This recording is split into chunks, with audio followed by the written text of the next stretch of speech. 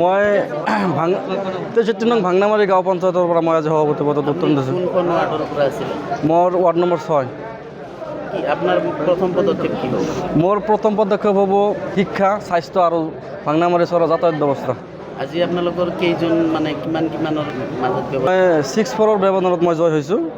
মোৰ প্ৰতিদ্বন্দ্বিতা 4টা ভোট পাইছে আৰু মই 6টা ভোটত উত্তীৰ্ণ হৈ মই আজি সভাপতি পদত উপনীত হৈছোঁ। নুৰজামাল হক, মোৰ দেউতাকৰ নাম হাছেন আলী। মই ৰাজনীতিত নতুন, মোৰ বহুত উপদেষ্টা আছে, তেওঁলোকৰ লগত আলোচনা কৰি মই মোৰ মেম্বাৰবিলাকৰ লগত মানে কাম কৰাৰ হেৰিটো আগবঢ়াই লৈ যাম। যিকোনো খবৰৰ বাবে যোগাযোগ কৰক 7099017330 লগতে 7099017110 নম্বৰত।